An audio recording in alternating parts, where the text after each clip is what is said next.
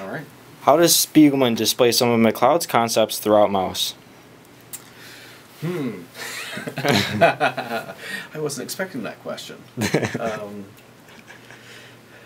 Well, Spiegelman's a kind of really interesting graphic novel, and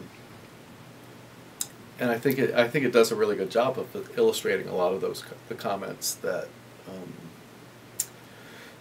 McCloud talks about in terms of framing and time and shading, kind of graphically displaying emotions, a lot of the kind of symbolic work that is readily symbolic, the use of animals and the masks that they use, and so I think it's this idea of using the medium to evoke certain kind of feelings and emotions that go along with the narrative. Yeah, that's pretty good. Third question, or second now. Now we're focusing on Maus for the next couple of questions. Do you think that Maus should be considered a graphic novel or a graphic narrative? Well, what would you say is the difference between graphic novel and graphic narrative? Boy, I feel like that's the fine line between it, and I feel like I don't know. When I think of novel, I think of all the novels that were read in high school. Oh my gosh, I can't remember the names. Oh boy. So I'll say like Huck Finn. Yeah, Huck Finn, and then narrative, like, oh boy. Sorry, that doesn't. Kind of like explaining someone's story, or just I mean, novel is more. I don't know. It's. Well, it kind of the way you're pitching it sounds to me like every narrative is a novel, or every novel contains a narrative, but not every narrative is a novel. Yeah, right? And like I feel like it's kind of that way. I mean, I haven't done a whole lot of research on it, so I'm not really sure of where they stand in between each other and the fine lines between them. But, well, I would say that the episodic nature of Maus, I mean, the kind of density of it and the long-term arc of it, pushes it from just being a narrative more into having those novel elements to it. So I think I would firmly put it in graphic novel. Graphic novel? Yeah.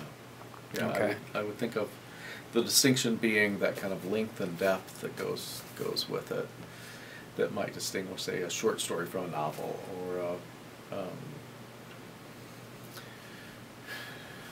I'm trying to think of other mediums where, like a film script isn't a novel, but it has an element of narrative to it. Absolutely.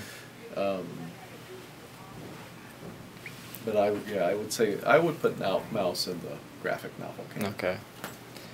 Okay. Next question: what specifically stood out to you in terms of graphics in Maus?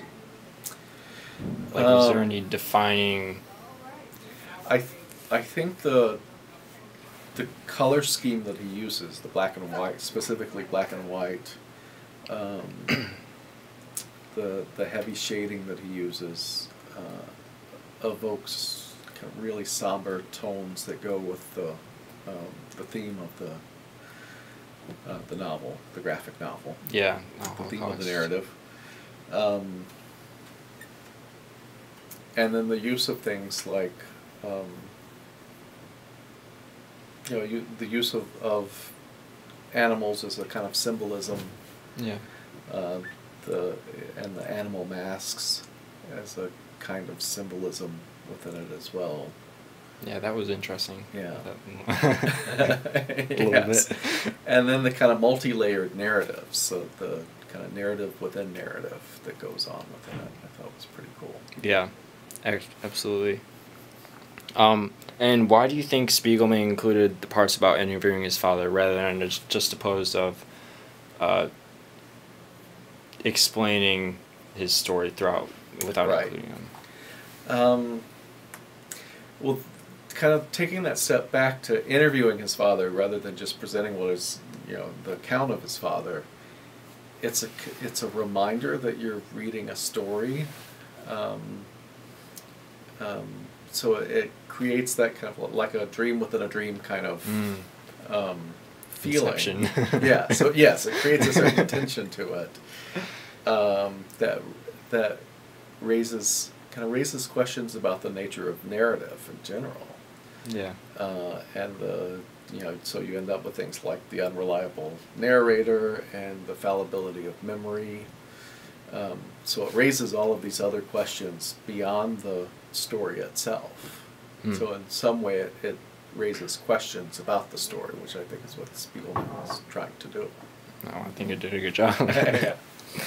Aside from the book itself being a comic, how is Maus different from other Holocaust stories like The Diary of Anne Frank or Schindler's List, Boy in Striped Pajamas? Just a couple of examples. Right. Well, I think that what we were just talking about is of that the interviewing of his father being part of it. It's that it raises real questions about memory. Yeah. And suppressed memory, and kind of like the pain and pleasure of memory. Yeah. So that it becomes not just a story about the Holocaust, but a story about remembering and representing the Holocaust. Yeah. I like that. Yeah. Jumping around here. Why do you think Spiegelman chose mice and other animals present in the book, like dogs or pigs or what it looked like, to display people? Well,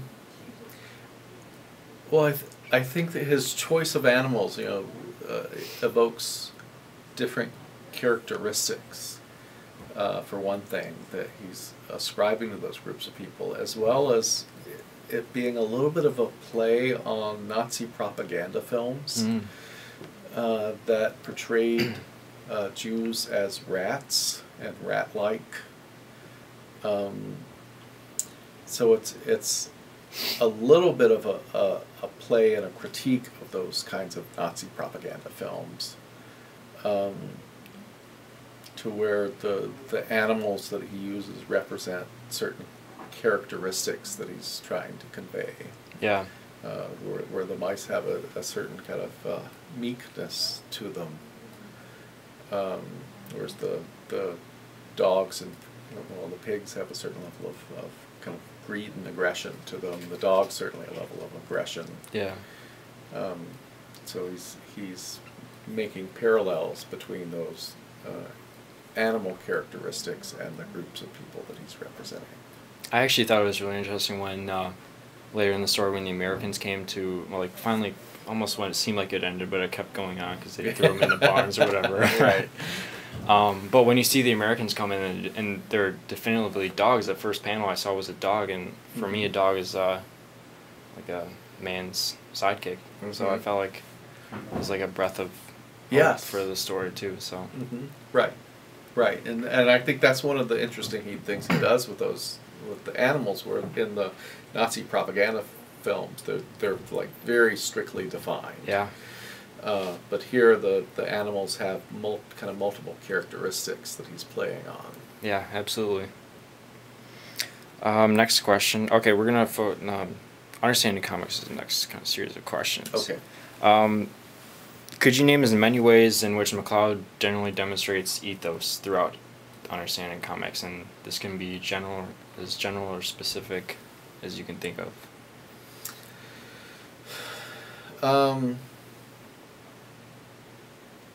Well, I think that kind of from my memory of it, which isn't that strong. The one that really pops out at me is the way that he kind of immediately calls into question ethos through that kind of representation, especially the chapter with the Duchamp, was it Duchamp or Magritte painting of "This is not a pipe." Oh yeah. But then it becomes, well, this isn't really this isn't a pipe. This is a painting of a pipe. Well, it's not really a painting of a pipe. It's a drawing of a painting of a pipe. And it's actually not a drawing of a painting of a pipe. It's actually a reproduction of a drawing. So on and so forth. Yes. Yeah. So it really kind of gets back to that idea of, it comes up a little in Maus, of the unreliable narrator. So it to me, he raises all of these questions about ethos and kind of tries to shake the reader up a little bit. Kind of gets you thinking with right. The ideas. Right. So that's the one that jumps out at me. Yeah, that's very good. Next question: what audience do you think McCloud tries to appeal to?